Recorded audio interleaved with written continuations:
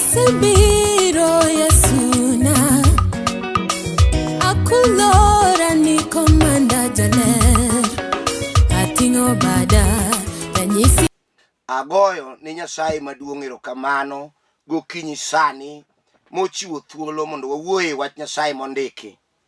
Adwa nasom kowuokie muma mar Ruodhi mar 2 auchiel kare 15. Muma no wacho niya: kane ng'at Nyasaye ochiew gokinyi, nowuok oko moneno oganda lweny manigi farese kod geche koluoro dala. Jatichne nowachone niya: Ruodha, wadiwo, tiwatim ang'o? Nodwoke ni, kik iluor, nimar jowa ng'eny moloyogi. Eka Elisha kwayo Ruoth Nyasaye niya: asayi, yaw wang' jalni mondo onena, mondo onen.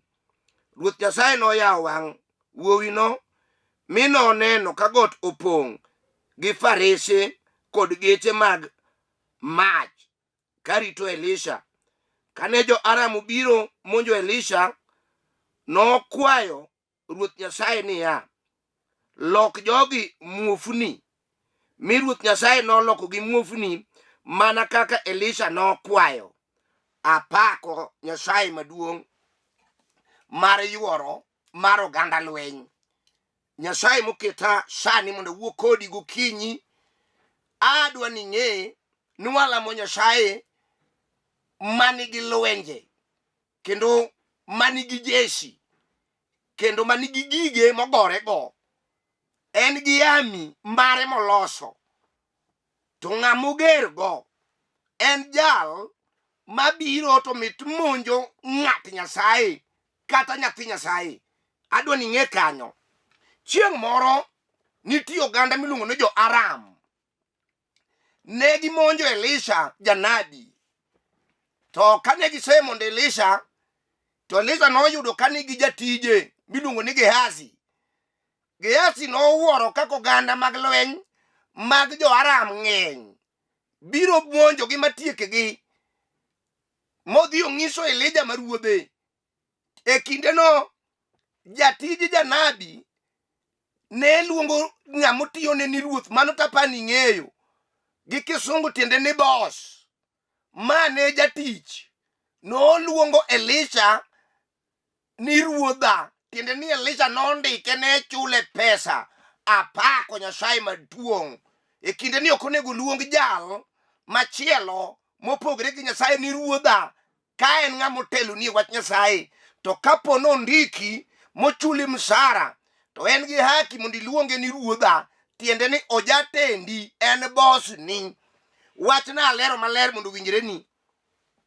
To aeng' ong'iso ruodhe ma en Elisha, okone janabi, wadiwo, kawuone ka tek, kendo kaka ng'iyo, onego wachaka lamo Nyasaye nikech onge ng'ama dhi dong' e kindwa ka. Joka ng'eny, giting're gi gilweny, magin gi farese, ambuoche, giting're gi gik mag lweny madongo, kod tonge mag abaja, giting're nyaka gasere. Gin joma dendgi otimo chuma, giketo rageng' mag dendgi kamoro amora nyaka pat wigi.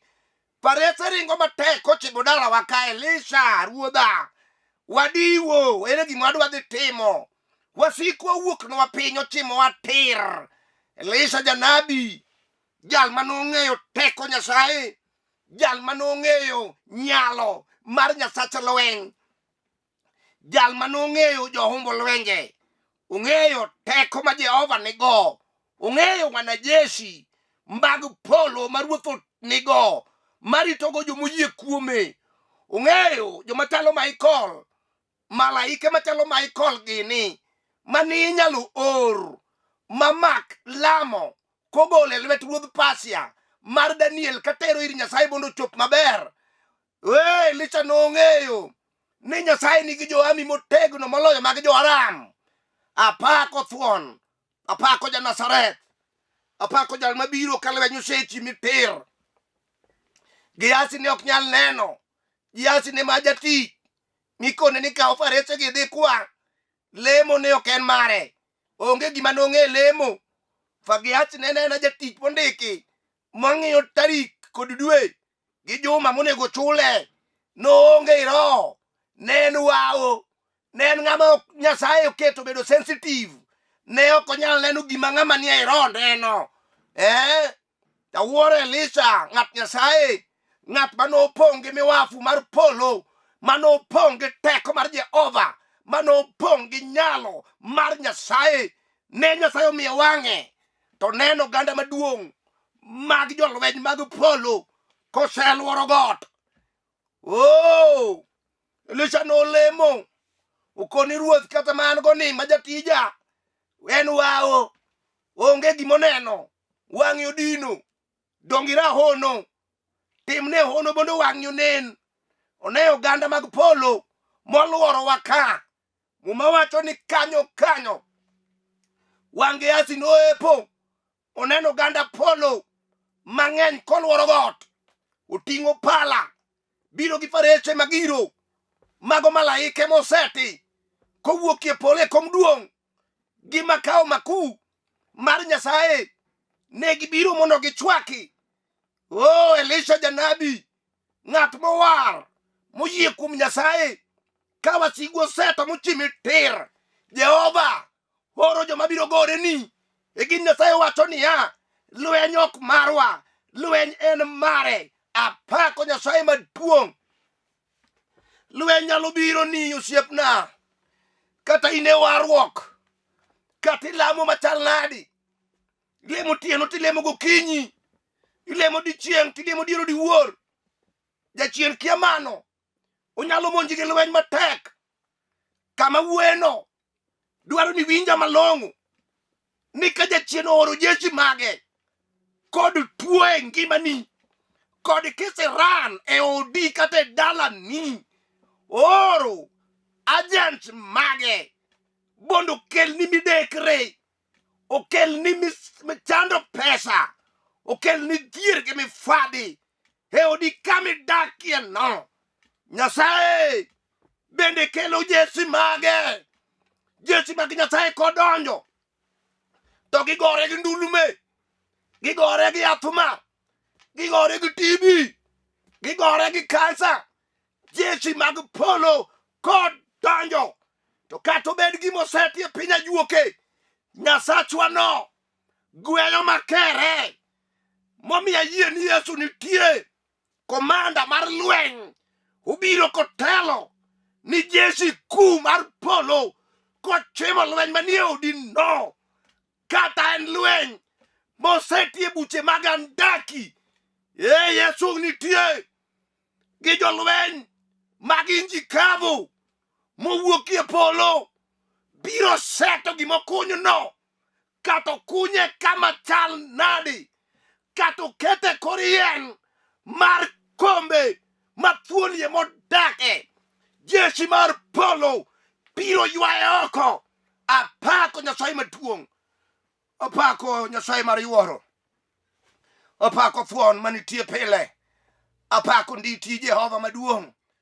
Nyasaye kochwaki jasiki ok nyali kata gibi 80 ndike muma ni gibiro pogre Sidieng jabiriyo mamoro kamoro luwo yore gimomiyo wayalu injili ka wan gichir jal manie tok wach mwayalo ni nigi jeshi kuu samosete kata jachien set barom nadi oko bilo Nyasachwa ni ang'eni nitie ji mahinyore ma jachien oro jeshi mage inyi adier idake yora chune samoro dhako inye odi ber mamon nene utegi okine iyuak kochakre wuok tich nyaka tich abich ngeso to samoro udhi lemo kata Jumapil udhi lemo no ka ok Yesu ni e iye ibiro ywago dayo winji kata dalani jochiende omonjo gi jeshi maduong' mimako wi kama iwacho ni be biro nyalore adier jachien kia dala ma pesa nitie okia dala ma ji osome dwaro jeshi mar polo manyalo biro gi farese matiend gi muoch matek kochimo dala ni tir. Ine ka wasigu thoko yokore. Nyasachwa ni ger gi ng'ama thiro nyathi kich otieko. Nyasachwa ni ger gi ng'ama sando chiliel otieko. Nyasachwa ni ger gi ng'ama thung'o jachan otieko. Oh, Yesu nitie. Awuoyo kuom nyakwar Jesse. Awuoyo kuom teko mar jomoyie. Awuoyo kuom komanda magi komando. Awuoyo kuom wanajeshi mkuu motelo ni wanajeshi duto te mag polo. Duong'o dog ni thuon. Duong'o dog ni simba. Duong'o dog ni nyakwar Jesse. Lisha koni ruoth. Ang'e adier ni koro kiserita. Aneno wanajeshi ng'amo war kati wuotho kendi enda. Wanajeshi nitie kati nindo tiene odi. Wanajeshi nitie oketi gi nyaka oko. Security mari polo ng'eyo kata juoke ora sere mabiro gi mai ok chop kuomi. Jeshi mako gi kore yamo to turo nikech ng'amo war ji onego war. Ng'amo war polo ni kode kata lwenyo seti nyocha machiegni hei sakwa nyocha yudo wach nitie jal mowar mano osetne ndagla olieyo to sama no odhi kalo en ne okotho. Ng'ama no olo ndagla ema no ninde bade. Tiende nang'o? Nyasachwa ni nyalo golo gino to tero back to the sender. Apako misinga mar lweny. Ere ng'ama nyalo wacho ni ni en gi kaka nyalo monje to Nyasaye ok konye. Kuongi dog kor Nyasaye. Doga ni kor Nyasaye mama. Ne ka Jehova koro ni Jeshi ku kochimo dala ni tir. Ang'eyo jochiende to oseluoro dala ni mama. Oseluoro moketa dundo. Oketa dundo ka ng'ama oketo tach. Gisego ni dala ni agoro. Gimoro wang' gi pile ka ging'ong'o ni dala ni wang' ni gitie gi chuth ni dong' gi wuoy achiel. Gisenene rada. Otiyo ji ong'eyo. Jogo senene rada. Jochiende go osenene. Tawuoro Nyasaye bo osenenogi. Osenenogi. Ok gibi nyalo. Nikech Nyasachwa to ngima. Apako Nyasaye maduong'. Onge lweny mosetame. Nochimo Goliath tir. Odiochieng' ka chwo gi mon neno moketo Goliath oninde rembe. Ere lweny manyalo tamo Yesu ja Nazareth. Kata wasigu bi mang'eny. Ubiro omonjo dala ni gi chode. Ji chodo nyaka nyithindo matindo. Jeshi mag jochiende. Ubiro chuori manuwer rugo. Manunuong rugo ni ani. Manoriu garus murwako pete. Maji oringo. Elaini gorenge ka ji opango. Kuwacho weche moke mbele padi. Mchuori no. Emo dhi omonjo kao. Tine yudo mana sauri yako. Idong kiyuagori. Idong kionge geno. Udayo dong kodi e pacho. Iwacho ni bendo nyala radier. To dhako makao chuori ni. Onge kata thoche. To mahi. Nikech jachienu tiyo kode. Kaka jeshi mare. To we wacho ni. Akoro ni wachani. Yia ni kum Yesu. Ja Nazareth. Idon kume choro. Ineka Jehova korie bade. Mo wuodho chuori no. Kuom dhako cha. Midwoko chuori e odi. Kata indi chuo. Chiegi osemi wach. Elandi kamidake. Kata dala ukanyo. Ema kijende matindo ma. Gone binja. Igoni uthothoriyo. Maliyo liyo. Itok dala kakalo. Dada mami wich kuot. Chiegi no. Jochiendo se monje. Kod jeshi gi. Weyuak. Ditie jeshi mar polo. Ja Nazareth. Komanda maduong'. Yie sani. Otim dala di gi ng'ong. Dhako no. Ibiro ware. Dhako no. Kikiriembe. Yesu ja Nazareth. biro wene richone, ibiro luoke. Awuoyo Yesu manigi jeshi kuma duong' kodonje dala, oyiengo yiende, oyiengo le, oyiengo dhok kul, oyiengo joma tuo. Yesu kodonjo gi yamo mapek ka tie farese mag lweny mag wuon gi diko piny, onge wasigu madichung'ie mbele gi, onge kata jamaji lono. Yesu tieko ng'ama ok oyie majabilono, Yesu tieko. Awuoyo kuom Yesu manooro mach e piny kethruok mar Sodom gi Gomora ma ji othoe te. Lut kod chiege gi nyithindo ema noresi. Ibende kata ong' yudi ng'at makare e dalano, dongi nyalo resi. Yesu osebiro kochimo dalani tir, gidwaro ng'ama gireso. Mama, yie kuom Yesu mondo resi ngimani. Tuong' kod pak e loch gi teko odok ni Yesu thuon ja-Nazareth. Aluongo Amina, aluongo ja-Galili, aluongo jal manitie, aluongo thuon, aluongo kidi mane jogedo dagi, aluongo simba ma dhod Juda, aluongo ja-musalaba, aluongo jal manoloo lweny e tok dala Jerusalem, aluongo injili, aluongo jeshi kuu, aluongo komanda mar lweny. Duong' odogo ne thuon. Apako Yesu mantie pile. Awuoyo kodi, iwinja osiepna, onge gimosedhi matut manyalo tamo Nyasaye golo, onge gimosedhi malo manyalo tamo Nyasaye kelo, onge gimosekethore manyalo tamo Nyasaye loso. Odino pok otamo Nyasaye loso. Samoro yudo pesa to jeshi mag jochiende laro to dong'e matin e lweti makata ot tami chulo. Samoro yudo pesa to lal gi ndalo ariyo, kumodhie onge, idong' ni gowi kamikaleyo joma sisi nikech in gi gowi. Jeshi mag jochiende kawo dhigo, we kawuono orado kod jeshi mar polo ma Yesu e komanda. Elisha nenogi koni got osepong', farese osepong'.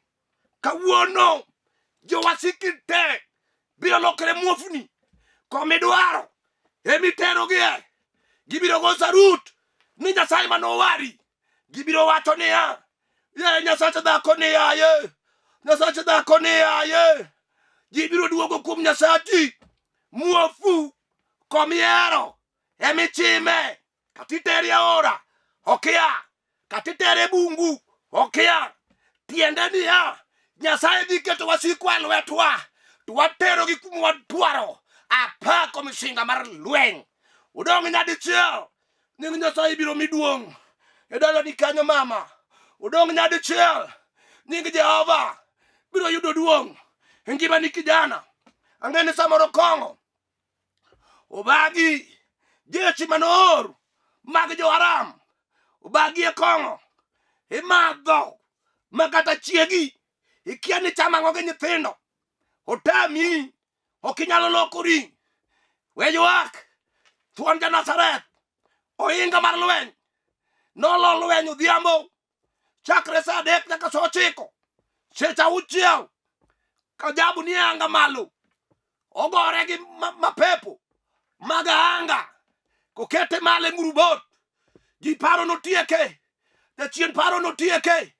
Ubiro gi jeshi mage, Yehudi ni eigi, Jo-Roma ni eigi, gichwade to gichwowe, gikoni jalni watieko. Kara gikia jeshi mar polo nitie. E jeshi go nitie nyaka masimo taya mag piny wawuotheni. Chieng' noringo, kosim sulwe noringo, kosim jeshi kadwa mako kamoro kuongo simo taya. Nosim saya kuom seche 3 ka onge ng'ama neno. Piny otho mudho ndiwa, iloko loch Satan, iloye lela. Jondulume iyawo nigi ndot gidhi, joneko iyawo nigi dhot gidhi, jochan iyawo nigi dhot gidhi. Dhod jela nodong' nono. Chieng' ono godhiambo tok dala Jerusalem, simba ma dhod Juda nogo duonde piny kawacho ni ya orumo duto te apako misinga mar lweny duong' kod pak gi loch kod teko gi nyalo odog ni Yesu ja-Nazareth, duong' odog ni simba mar dhood Juda.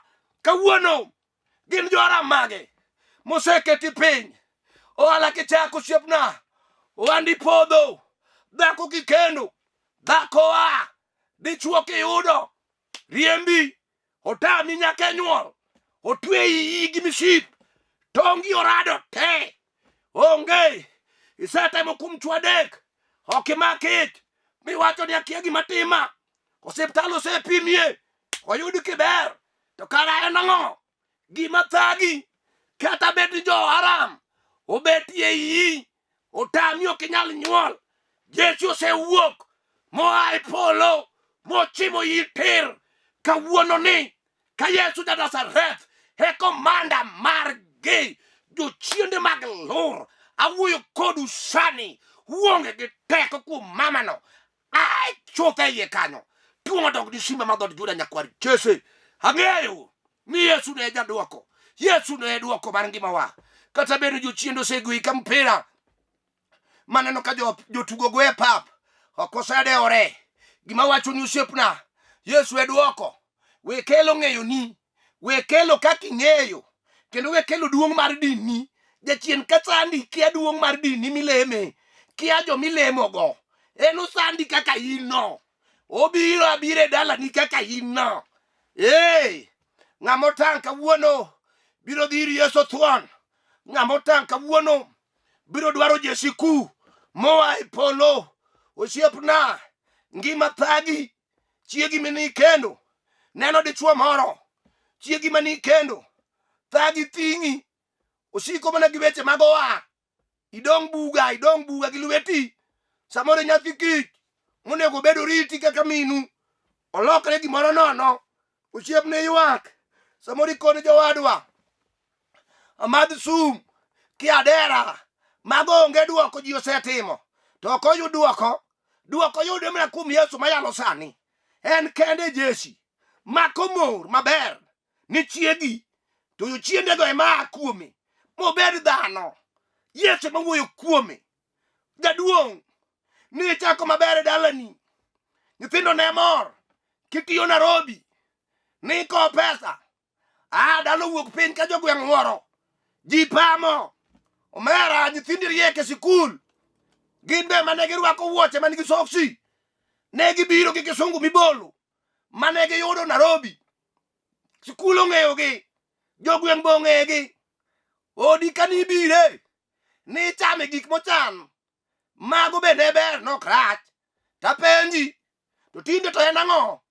Ang'o moselokre?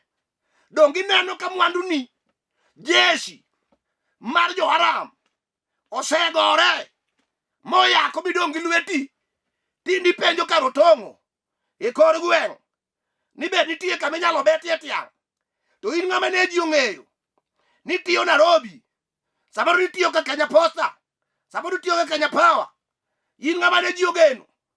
Jo-Aram nowuok ni piny motieko mwandu te.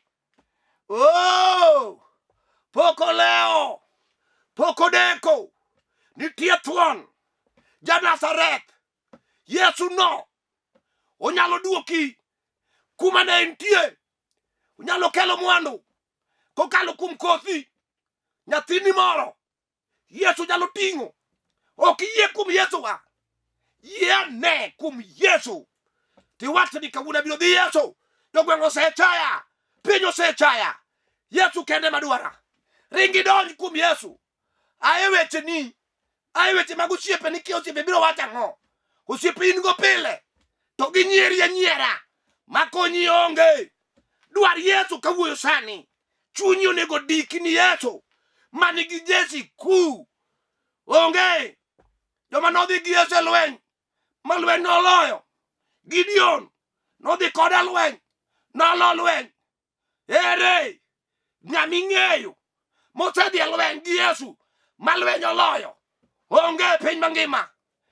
Yesu no ema wuoyo sani, mwana Jesi mkuu, lweny mosemaki odi piny, Yowuoti mwalo.